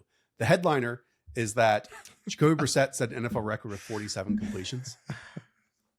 Jacoby Brissett, crazy. It was ridiculous. I can't believe the record's only 47 completions. That's what I thought. I swear Joe Burrow's done that 8 times. Yeah. Anyways, it's on a losing effort despite his 452, 2 touchdowns, 2 interceptions, because this seemed like almost flawless football from the jump as they scored 25 points in the first half, the 49ers. In his return, Brock Purdy, 3 touchdowns, 200 passing yards. Brentley, how'd he look? Yeah, I thought Purdy was excellent today. He had 2 throws that probably should have been picks, but that's just him being aggressive. We know he's an aggressive player. But overall, I thought he found his playmakers. Obviously, him and Kittle have great chemistry. Kittle was featured today, led them in receiving. I thought Purdy threw the ball well down the field. He connected to Juwan Jennings on a nice pass down the field on the team's second drive. But yeah, I thought he played under control, was in rhythm, looked like healthy. He was able to scramble and move in the pocket. I thought he was phenomenal today, honestly, guys. I thought there was no signs of rust or being injured at all. He looked like the classic Brock Purdy that we come to know, and I think the 49ers, they just played really smart, efficient, fundamental football, complete team win. Shanahan was in his bag, scheming, players open. McCaffrey was wide open on one of his receptions in the flat for a touchdown. The Cardinals just had no answers, and the Cardinals are maybe the most undisciplined team besides the Jags I've ever seen. Like, they've had 17 penalties today, 11 in the first half. Oh, man. It was never competitive, never close, but the Niners, I thought, were just a complete team win, and Purdy looked really good today. Yeah, their defense is going to struggle to stop some teams, but this offense is like truly ready to go and just like spinning it forward for fantasy playoffs. They get the Titans in Indianapolis, which will be the highest game total of the week, most likely. And then at home against the Chicago Bears in the fantasy Super Bowl, which I'm sure a lot of Christian McCaffrey teams are there. So this team's about to get hot. I'm glad that Brock Purdy is healthy. Everyone's gonna be starting George Kittle and CMC. Curious about what we saw from Ricky Pearsall coming back from injury and Juwan Jennings, because this week I had him back-to-back in my rankings, kind of like wide receiver 36-ish. And I got to make that debate probably for the rest of the season. Yeah, so the answer is going to be tricky. So they both played 41 snaps, so literally equal playing time. So Ricky Pearsall was not eased in. They just dusted him in there. Ricky Pearsall, I think he only saw one target with no catch. Meanwhile, Juwan Jennings was tied for the most targets. So I think Brock Purdy does have some natural chemistry leading back to last year with Juwan Jennings. And Juwan Jennings looked good in his reps. He was able to make some contested catches, made a good catch down the field, so some yak ability. So I do think Juwan Jennings is probably the safer play between the two in fantasy. But we saw earlier in the year when Purcell was healthy, he can be a receiver that kind of gets those targets and the offense flows through him. You probably need one more week to really feel good about the sample size between the two. But definitely today, at least at the very least, we know Pearsall is healthy at the very least. That is good. And at least he finished the game despite just, one reception and 3 targets. As you said, and we talked about this on the Sunday morning show, Kyle Shanahan couldn't stop talking about Ricky Pearsall. He said, to open the season, he was a number 1 type wide receiver, and this is why we drafted him, and talked about the juice that he brings and opening up the downfield element that no one else really does. We didn't see it in the stat sheet here, but maybe if they're pressed a bit more often in the future, they will. Let's start with the Arizona Cardinals, okay? Because in Marvin Harrison Jr.'s absence, Michael Wilson, 18 targets, 15 receptions, 185 yards. Now, again, it was 25-10 at halftime. That is the context to keep in mind. At the same time, Jacoby Brissett sacked 0 times, which is very different than what we saw against the Packers, what we saw against the Seattle Seahawks, that he'll hit his back foot and stand in there and throw to tight windows and give his options chances. And it's why Trey McBride also goes 10 for 115 and 1. So we love Jacoby. We love Trey McBride. And this is why we also were bringing up Michael Wilson's name as a streamer this week too. Yeah, I mean, obviously a lot of these stats were garbage time for all, for Brissett, McBride, and Michael Wilson. But when the game was decently competitive in the first half, Michael Wilson was cooking. Like he's really impressed me today. Big, physical, strong, fast down the field, and he high points the ball, plays the ball really well in the air. I think he's a legit weapon, a legit receiver in the NFL who needs to be featured in some shape or form, even when Marvin comes back. Like, I thought today was really impressive. Sure, he's not going to have 18 targets, 15 catches. That's obviously inflated with the game script. But the tape is going to show you guys a legit receiver. Like, this guy was really, really impressive, and he was winning down the field, making contested catches, showed some explosiveness. I'm a huge Michael Wilson fan after today. But yeah, Josh, to your point, Jacoby Brissett, like, I really appreciate the way he plays. He'll stand in the pocket and just deliver strikes, just spam his receivers. He doesn't care. He'll lock on 2 targets all game and feed him the football. And it's awesome. I love it. Love it. Like, it's crazy.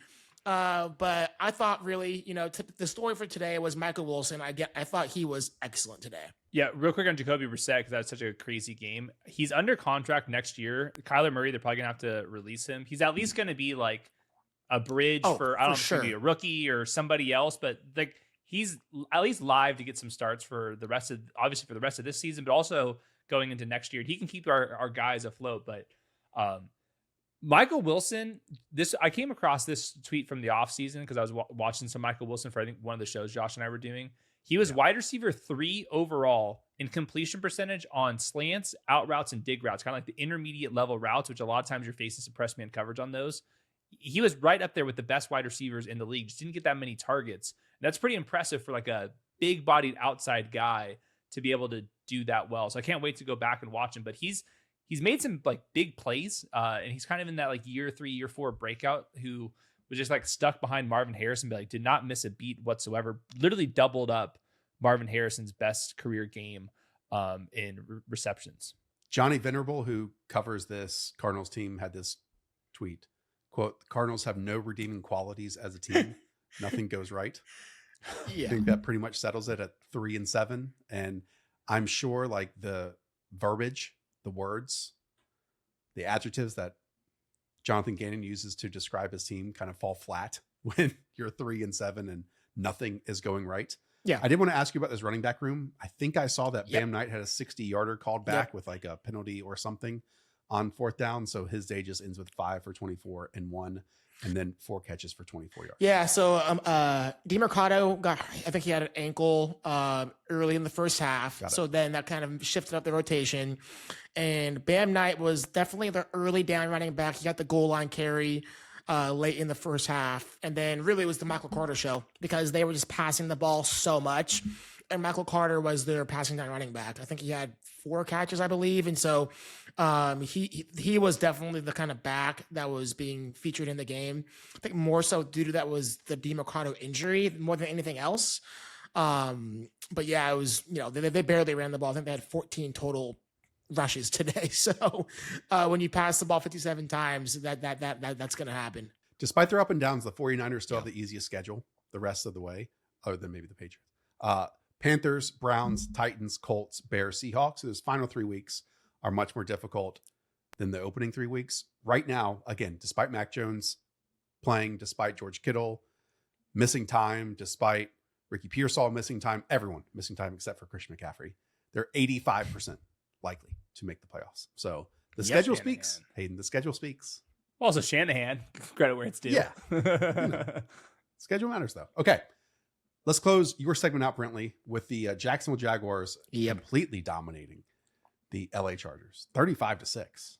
I mean, your 2 former employers could do nothing for you guys today. Yeah, we shouldn't be in front of these mics. Maybe literally, in the huddle. I genuinely think Hayden would have a better chance blocking Josh Allen than Trevor Penning today. Like it was that bad. So overall, Justin Herbert, 10 of 18 for 81 yards, 1 interception. Yeah. Trey Lance then pops in for 3 of 8 for 37 yards. Trevor Penning, who was the last deal of the trade deadline and a former bust of a first-round pick for the Saints, comes in at left tackle. And I don't think makes it even 3 quarters in this game and gets benched during it. Brentley, this to me was always a possibility of, while we have seen Justin Herbert kind of overcome and elevate his offensive line. Yeah. When you have this many injuries to that level and that importance of a group going up against a Jaguars defense that has been worse recently, but still has a lot invested in it and big athletic defensive pass rushers. I'm going to say it's not overly shocking that it all like crumbled apart here. Yeah, I mean, like I was expecting that to happen last week against the Steelers. Like I was shocked that it didn't happen last week against the Steelers. So I think it was only a matter of time. I mean, this game was completely dominated up front on both sides of the line of scrimmage. I thought both Jaguars offensive line completely were mauling people today, opening huge rushing lanes for Tootin and ETN. And then their defensive line was just dominating the Chargers, just manhandled their injured offensive line. Herbert was out of sync all day, only sacked twice, but he was hit constantly, could never set his feet and deliver passes down the field. they just had no shot. They genuinely had no shot on offense. It was a disaster to watch. And then when the Jags are running the ball the way they did, they were able to just sustain long drives, keep the ball out of Herbert's hands, and own the ball control, and own the time of possession. It was a flawless game by the Jags. And yeah, just complete butt kicking, honestly, both sides of the line of scrimmage. Hayden, my concern is the question we're going to have every single week now, talking about all these Chargers, because there's a lot of them. It's Vidal to Ladd to QJ to Keenan Allen to Oronde Gadsden. In the back of everyone's fantasy brain is, well, that might happen this week. That might happen again, because it's the Raiders, it's the Eagles, it's the Chiefs. They also get the Texans and the Broncos the rest of the way too. Like, how scared are you with some of those matchups seeing this? Well, there's just too many guys in the box score I've never seen their names before, and that just makes me nervous. That includes Trevor Penning gets benched for guys where you don't even know how to spell their last name, and it's just like a tough spot. I'm seeing 46% pressure rate for Justin Herbert today. Not all that predictable. Before this game, the Jacksonville Jaguars analysts were mentioning how bad the pressure rates were for Jacksonville. So that is extra worrisome for the Chargers. There's no way getting out of this one. Hopefully they get Hampton back out of their bye week this next week.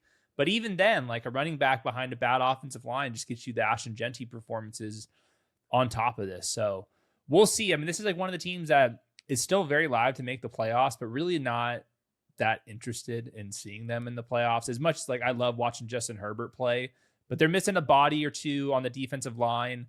And the offensive line's among the worst in the league at this point. And you can't put that much on Justin Herbert, especially if he's going to be limping around at any point. Brentley, last question, and you can go into this side. Were the Jaguars 35 points good?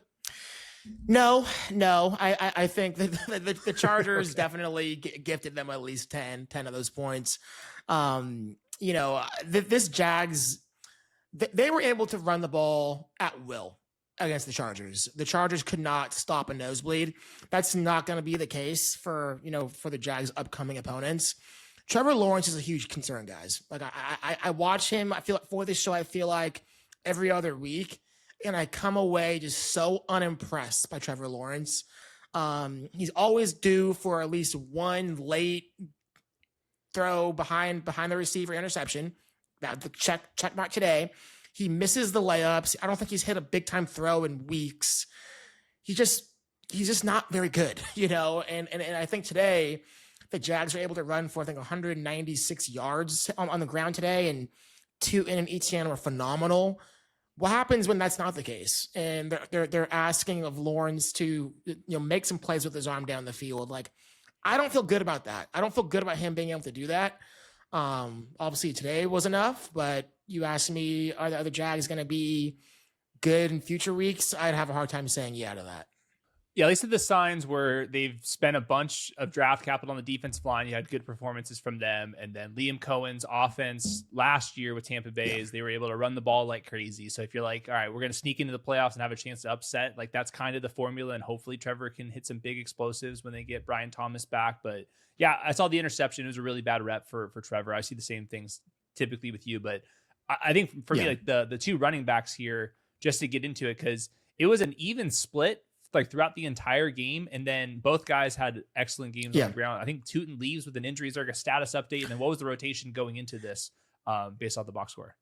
Yeah, so Tootin did leave the game. It was right at the end of the third quarter, an ankle. But I saw him on the sideline on the broadcast.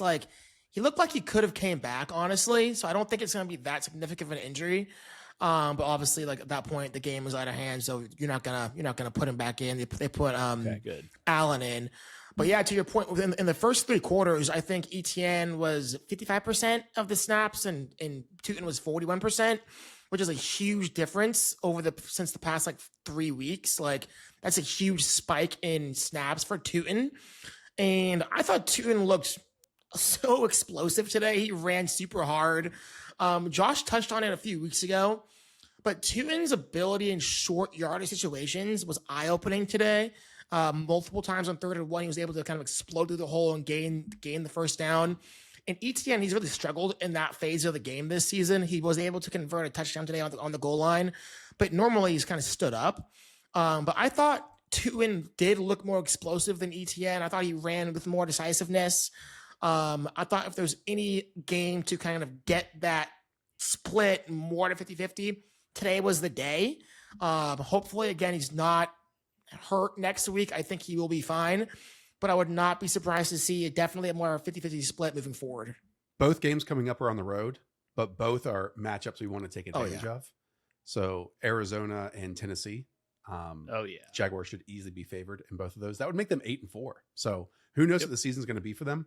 I definitely want to monitor that backfield because Travis Etienne got there 19 and more so 73 and 2 touchdowns. Bashal Tutin 15 carries, 74 yards, 1 touchdown. But hey, we talk about it every week, like anything close to a 50-50 split is a drastic change from what we've seen in this backfield so far.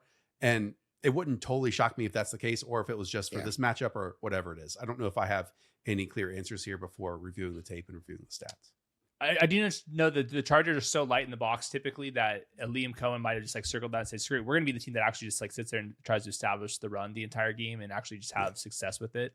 So that probably I think explains some of it, but that wouldn't explain like the split being so tight there. So tight. Yeah. Very, very, very much worth monitoring as we get into the fantasy playoffs. Yeah. Right now, according to The Athletic, the Jaguars have a 55% chance of making the playoffs. The back half, Broncos, Colts. But other than that, they face the Colts twice. It's the Cardinals, the Titans, the Jets, and the Titans. So favorable stuff here for the Jaguars. Just don't blow it. Just don't blow it. All right, Brentley, you're the man. Thanks for joining us. Unfortunately, the magical run of the Cincinnati Bengals has come to a slight end. They only scored 12 points on the Steelers defense, which is very different than a few weeks ago on that Thursday Night Football, as the Steelers beat them 34-12. Let's first focus in on the Bengals here. Joe Flacco, 23 of 40, 199, 1 touchdown, 1 interception. Chase Brown, 18 carries for 99. T. Higgins, 3 for 63 and 1. You got to go deep down the depth chart. The box score, 3 catches, 30 yards on 10 targets here for Jamar Chase. And his day also ended with some controversy too. I mean, not much controversy about it. Right on video camera, he's spitting in Jalen Ramsey's mouth. So not a good look for him. And I think he'll probably be suspended. I mean, we have precedent here. So that's against the Patriots, makes the Patriots schedule even worse. You somehow get the Bengals without Jamar Chase and Joe Burrow. That's just how the Patriots season's going. And he'll probably miss next game. And then it just like goes into the thing of, all right, Joe Burrow, like what exact odds do you have of making the playoffs here? Like how certain do you want to come back to this extremely unserious team on Thursday Night Football on Thanksgiving? I'm here for it. I hope he does. But once again, a blowout loss here. You're 3-7. Yeah. We didn't watch this game. I'll just point to the playoff chances right now. According to The Athletic, they have less than a 1% chance of making the playoffs.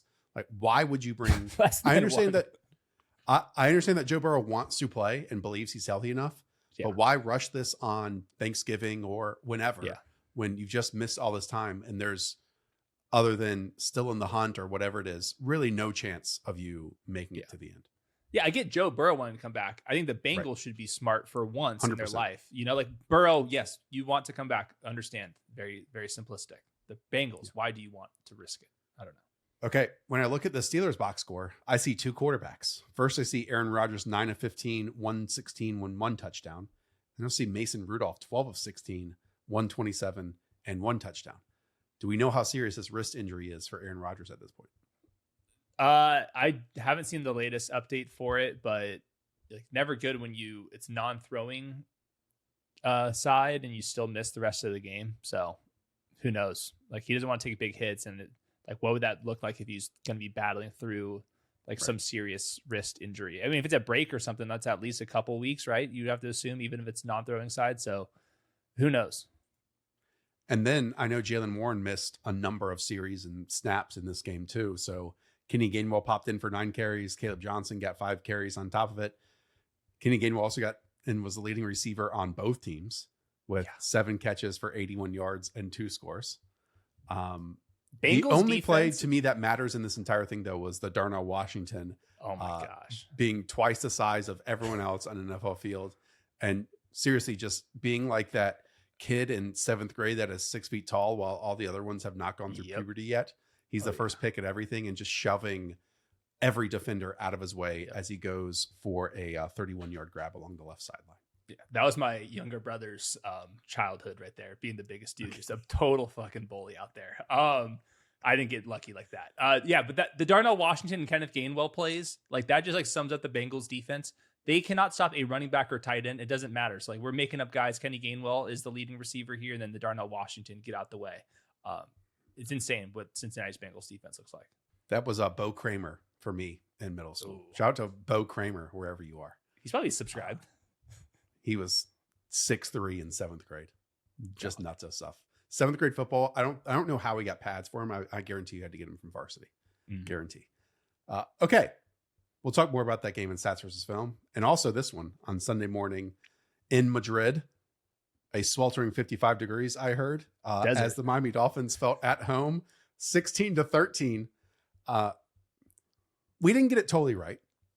The part we got wrong was Tua not throwing for a touchdown, not having that many yards, 14-20 for 171. What we did get right, and especially in the first half, was Devon Achane at will getting to the edge and just being twice the speed of every single Washington Commanders defender. 21 carries, 120 yards, 5 catches, 45 yards. I'm sure Bobby Wagner is inching closer to his another 100 tackle season, and many of those were 9, 10, 11 yards down the field. But had that big diving play where that was nice. That was nice. But yeah, I mean, this is just a speed versus a defense that's broken. No corners out there. So gutsy win for McDaniels again, just like stealing some wins, staying in the mix overseas. But yeah, a really ugly game in general here.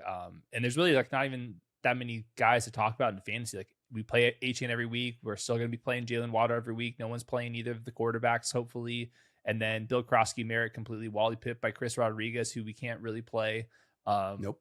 So I guess Debo Debo. Yeah, Debo. That was an awesome touchdown that he had, and he's like the guy in the offense. So I'll keep ranking Debo as a top 30 wide receiver, even with Marcus Mariota. I don't think Jaden Daniels has been put on injury reserve yet. Has he? Maybe I missed it. No, there was like a report where like he's not out for the season, but like once again, 3-8. But this should be a Joe Burrow situation. Yes, you just had you're the team that rostered RJ3. Like let's take a break for a second. Yeah, and especially the next 2 weeks, it's the Broncos and the Vikings. Those are some interesting defenses to play. So Marcus, it's going to be a bye week for him, and then after it, we'll see. It's basically just going to be the Debo Samuel call, and that's it. Let's close things out with Thursday Night Football because there is some notable things to discuss here. The Patriots improved to 9-2 on the season, beating the Jets 27-14. We'll just dive into it immediately. Trevion Henderson, 19 carries, 62 yards, 2 touchdowns, add another 5 catches for 31 yards and a touchdown. The next closest running back had 3 carries, and that was Dearness Johnson. Just your takeaways here, because at some point, Ramondre Stevenson is going to return. But what's your call here? Yeah, Terrell Jennings was like active, but didn't really play at all. So it was Trevion Henderson in a bell cow role, and he was excellent, obviously scoring the 3 touchdowns there, some manufactured receptions, which was nice to see. But just in general, like Drake May was awesome, cleaned up against a really bad defense, but this is what good teams should be doing. Saw Steph Diggs go crazy. And for the running backs, Ramondre got in, I think, like a couple limited practices before being ruled out on Thursday Night Football. So I'm guessing he's going to return next week. And I think we're going to have pretty defined roles where Ramondre is going to take like short yardage thumper between tackles, carries, and then Trevion Henderson will get everything else. But we don't know. Like if Trevion keeps playing like this, then there won't be a need for Ramondre Stevenson at all. I would just guess the first week back, Ramondre is going to get like some level of play. But the Patriots have also graduated where they're putting up 27 points like every damn week. So there's enough room for both. I'll probably repeat this on Stats versus Film in case no one is 2 hours into this episode. I've seen some people like suggest in my mentions, well, if you get rid of the 55-yard and 69-yard rushing touchdowns for Trevion Henderson, then he's only averaging 3.9 yards per carry over the last 4 weeks. I'll just say, if you get rid of an explosive player's explosive plays, like what are we doing here? Yeah. In terms of, you know, the plays that literally change games, like, taking the Patriots to a 21-10 advantage over the Bucks, taking them to a 28-16 advantage over the Bucks. On top of it, if you don't want or are looking down on Trevor Henderson's other carries, then you can just look at Ramondre Stevenson, who does the exact same thing from a yards per carry standpoint and offers nothing from an explosive standpoint. We've talked about it every single week. From tackle to tight end, this team struggles to run inside. Now, I think they are figuring out some of the concepts inside over the last couple weeks. Like they had a cool Mac Hollins inside block that he cleared it out. And then, you ran in between the tight end / tackle off of it. They've had a couple, one of the Bucs runs was up the middle too. But where this team, I think, understands now is we can have our most rushing success on the edges. And that is Trevion. That is where he brings the juice. That's what he's going to bring. So are you going to have some stuff rate plays? Of course. You're going to have some with him. And actually, Ramondre's is even higher this season.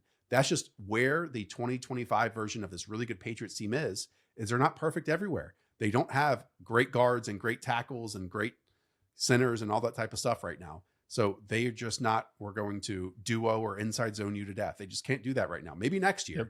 But with that said, the Henderson explosives are really important for this team, I think, to have balance and not to just rely on Drake May throwing the football down the field. And I'm not sure if you've seen their schedule, but for Trevion Henderson, you get the Bengals, the Giants, and the Bills, which if you were just blindly saying, what are the 3 worst run defenses in the NFL right now? Those would be 3 names that you would immediately bring up. So pretty good. Yeah, I'm excited. Do I think he can lose a goal line touchdown like he got 2 of them in this game? Sure. Do I also think, again, he is their best chance of having long plays in the backfield, and he has earned trust from these last 3 games?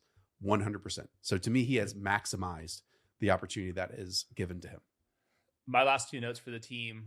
One, shout out Steph Diggs, 105 yards here. He's been very good against man coverage. That was one of the things I was noting in the blueprint, and I had him ranked pretty aggressively, and that's good to see. Been a really good signing for them. But think about the other wide receivers that they were considering bringing on. Steph Diggs has been much better as a veteran. And then I was going to say, Mac Hollins has been pretty good too. But my other takeaway, Stafford kind of good win, but nothing incredible there. Sam Darnold's in the MVP odds. Those guys kind of falter. Drake May is probably the heavy prediction market's favorite promo code to show right there eventually. But pretty cool. And he still has a Monday Night Football game. That's against the Giants. That'll be an important one. Maybe one of these will get flexed into a primetime game moving forward. I don't know what the rules are on those anymore, but that Bills game on December 14th, that should be a primetime one. The Ravens one should be a primetime one. And then it's obviously TBD for the Dolphins in the final week of the season. So Drake May is just the freaking man. Yeah. Rebuild year 9-2.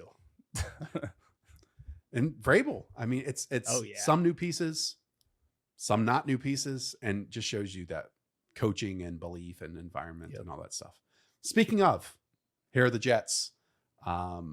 Justin Fields, 15 of 26. It's interesting to talk about all these stats. Adonai Mitchell, a night to forget. This was one of the games that he has played in the NFL where he does some things right. And then the important part of playing football is catching the football if you're a pass catcher. And he failed to catch the football despite some, releases and separation scores saying that he did a good job in this one. Yeah, that was pretty good cut up of Adonai Mitchell stopping the cut before the ball got there. That was from Mike Renner. Very well done by Renner. Actually though, Mechie, coming back for the start of the NFL career that he had, and obviously missing an entire season. And he just pops up here for a touchdown. That's cool that he's out there. But we'll see. I'm not sure if they're going to go Justin Fields, Tyrod Taylor. It really doesn't matter. They're 2-8, and it just looks bad by everybody here. And the Woody Johnson, wanted to hit on that. He's the guy that files the complaint. The NFL PA shouldn't be doing the report cards because he's just a walking F. And I mean, you inherit Johnson and Johnson. I mean, think about how many commercials you've seen where it says Johnson and Johnson. You inherit that. You buy the Jets, and you're still gonna be an idiot. I mean, you get the best life handed to you possible, and just completely the NFL yourself. PA report card stuff, and then NFL owners not wanting it out there. Yeah, it's because bad owners don't want it to be known that they're bad owners, and they don't want to spend any more money on upgrading things or, giving food to families or, having a daycare or any of these things, despite them, just pocketing hundreds and hundreds and hundreds of millions of dollars every single year. Yeah. I remember I didn't get a +1 to the Chargers end of year party. That pissed me off. And then we were supposed to, the interns were not supposed to get the free meals that the other employees weren't going to get, but we sucked in some cookies. But I was like, yeah, come give me a break here. Now, on the opposite end, my last day with the then St. Louis Rams, my go away party with the scouting department was at Hooters. So hell yeah. We rented out half of Hooters, and that was pretty fun. I'll tell you what. How many phone numbers did you get? For going into senior year of college, Josh Norris. That was a pretty good time. Good. All right. That is going to do it for us. Shout out to Mosho and Weaves behind the scenes, all of you. If you want to support us and you made it this far along, we're in 20 plus states for prediction markets right now. Underdog is over 40 states at large with pick'em or drafts or all that type of stuff. So we have a Monday Night Football game coming up. If you want to make it any more fun with the Las Vegas Raiders playing football, you should probably do that by playing on Underdog. If you play $5 your first time, we'll give you $100 in bonus cash if you use promo code The Show or click the link in the description down below. Up the Villa. We'll talk to y'all soon. See you.